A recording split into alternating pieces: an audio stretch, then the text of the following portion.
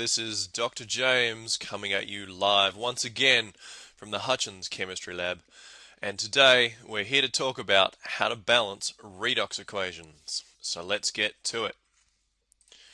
Okay, last time we looked at oxidation and we looked at reduction, and we saw, using an example of sodium and chlorine gas, that we could actually explain fully what's occurring in that reaction by considering the electrons. Now when we did that, we took sodium metal and we reacted it and formed sodium ions and an electron. That particular piece of a reaction is called a half equation.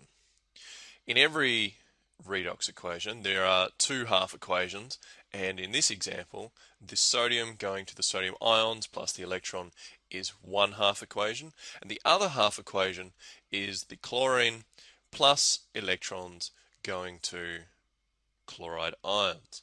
Now that is obviously our example of reduction and oxidation, and each one of those is a half equation. So we've got two parts of the equation, both called half equations, and that's our kickoff point for today. So to balance a half equation is just basically, it's the same process as balancing a regular equation, but we have a certain number of steps to go through that are sort of easier to remember, if you like, than in other occasions. So step one, we've got to balance the element other than oxygen or hydrogen. Step two, we've got to balance the oxygen using water. Then we've got to balance the hydrogen using H plus ions or acid ions, and then we've got to balance the electrical charge by using electrons. So if we have a look at an example here, what we've done is we've started off with permanganate, MnO4, this is an anion, and we know that we're going to form manganese 2 plus. Now we've got to build this equation according to these rules. So we're going to start off and notice that we've got manganese on one side and manganese on the other. So far so good. But we've also got 4 lots of oxygen here. Now using rule number 2, we've got to balance the oxygen using water, which is going to mean that we need 4 equivalents of water over on this side. So we pop those in, and now we have balanced our manganese, we've balanced our oxygen. What we need to do now is balance our hydrogen. So to balance the hydrogen, we use H plus ions, and they're obviously going to have to balance, so they're going to have to go on to the reactant side of the equation, which will be over here. So we'll add in our 8 hydrogen ions. 8 obviously because we have 4 lots of H2O. So we have 8 hydrogen atoms on this side, so we need 8 hydrogen atoms on this side.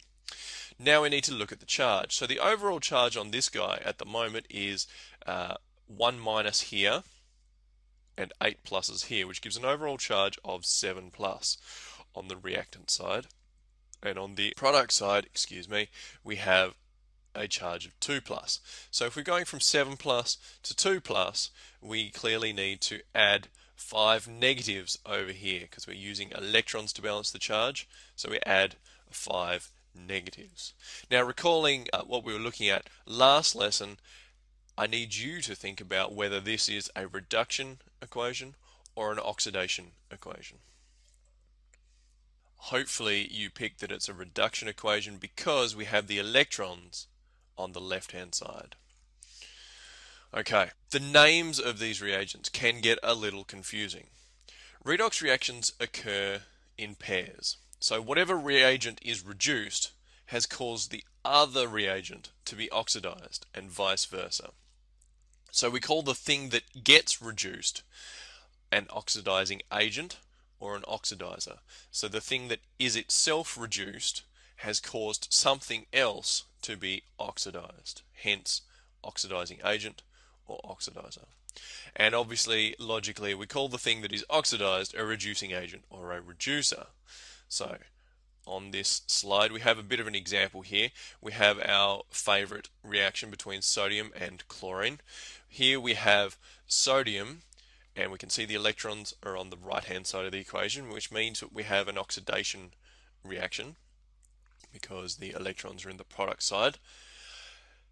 Now if the electrons are in the product side, we have an oxidation reaction. that means that we have a reducer in sodium, because the sodium causes chlorine here to be reduced. So if you look at the chlorine reaction, we have chlorine plus electrons, so the electrons are on the reactant side, making it a reduction equation to form chloride. This means that sodium has made this happen and chlorine is reduced. So sodium has made chlorine be reduced, which means that sodium is a reducing agent. I hope that makes sense. So the reducing agent causes something else to be reduced and is itself oxidized. So the reducing agent itself gets oxidized, and the oxidizing agent causes something else to be oxidized because it is an agent of the oxidization and is itself reduced. So I'm going to try and do this by analogy, and what we're going to do is draw it up here. So, okay, we have a person over here using my wonderful drawing skills. And on this side, we have a gun. Call that a gun. Marvelous. Fantastic. Okay, so this is held by a somewhat smaller person using their magical arms like this. So here we have a shooter, and here we have someone who gets shot. In the same way that if we had a reducer,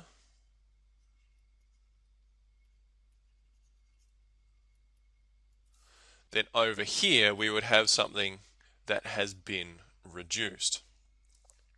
So this is my reducer or reducing agent.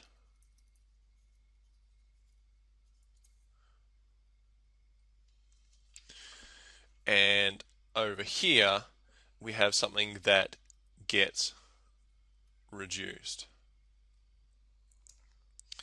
Okay, so I hope that makes sense. And we've got this idea that if you get reduced, which is to say if you get shot, then something else must have been oxidized, right, or fired.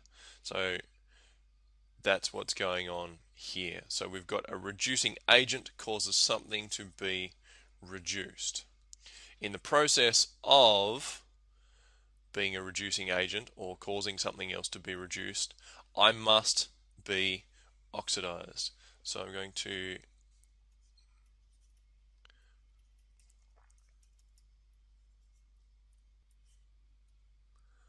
So balancing half equation pairs, the rules stay the same. So we're not just talking about one half equation now, we're talking about both of them, and we can balance them together. So we've got to balance the elements other than oxygen or hydrogen.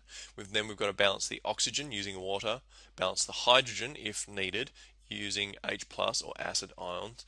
Then we balance the electrical charge using electrons, and we can add a new rule to make things easier: omit spectator ions. Now, what are spectator ions? Spectator ions are ions that don't change from one side of the equation to the other. So a spectator ion might be something like a rock. If a rock was sitting in my equation, it would be the same before the reaction as it is after the reaction. So we can really ignore the fact that the rock was there because it didn't contribute to the reaction. It was just sitting there spectating. Now, useful tips in aqueous solution, that's really important, it's aqueous solution. The following anions cannot be oxidized: nitrate, sulfate, carbonate, phosphate, and hydrogen sulfate.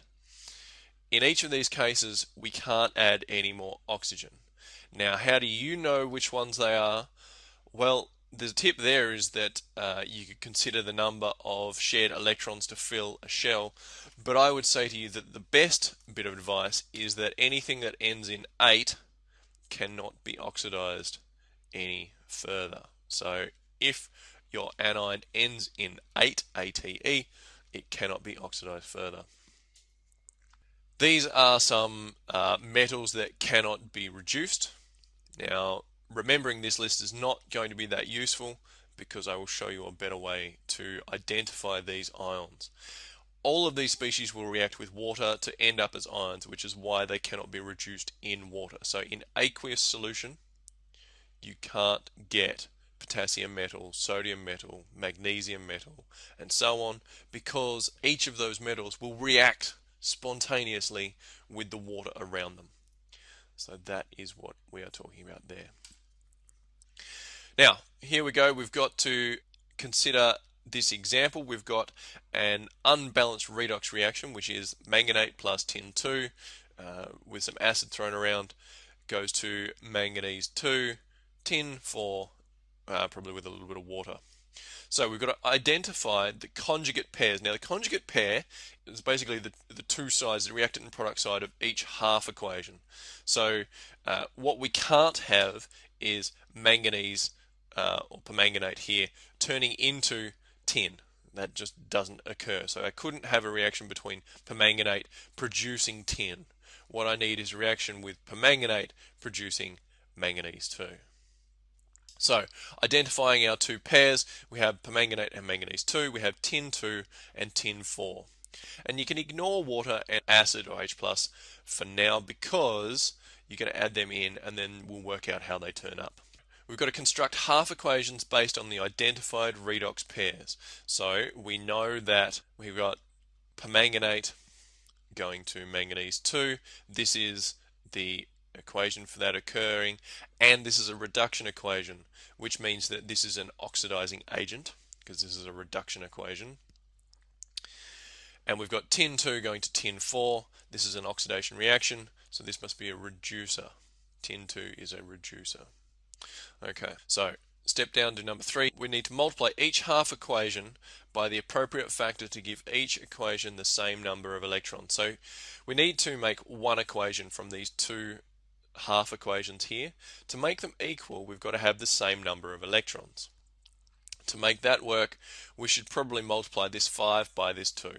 So we will double this equation to get 2 permanganate plus 16 acid plus 10 electrons to give 2 manganese 2 plus 8 water. And similarly, we're going to multiply the tin half equation by 5. So we'll get 5 lots of tin 2 going to 5 lots of tin 4 plus 10 electrons. And notice that we have 10 electrons on the reactants and 10 electrons on the products. Now we're going to add the two equations together, just like simultaneous equations in maths. The electrons are equal and will cancel, leaving a balanced net equation. So in this, we've got the 2 permanganate, 16 acid. We've cancelled the electrons from here, and we have 5 lots of tin 2. We're producing 2 lots of manganese 2, 5 lots of tin 4, and 8 equivalents of water. You need to include the states in your reaction. I have it here due to space, but I'm telling you that you should, so that still counts.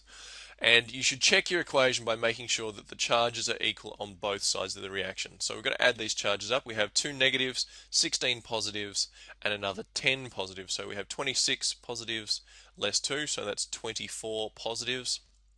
Over on this side we have 4 positives due to this guy, and 20 here due to the tin 4. So we have 24 and 24, and we have a balanced equation.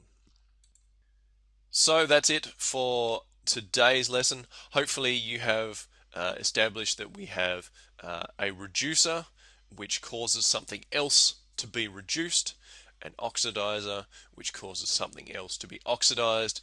In the process of doing that, both of those things have the opposite done to them, if that makes sense. So the reducer gets oxidized, the oxidizer gets reduced. You've seen how half equations work, and now you are ready to practice balancing half equations. So that's it for today. Look forward to more to come, and we'll see you next time.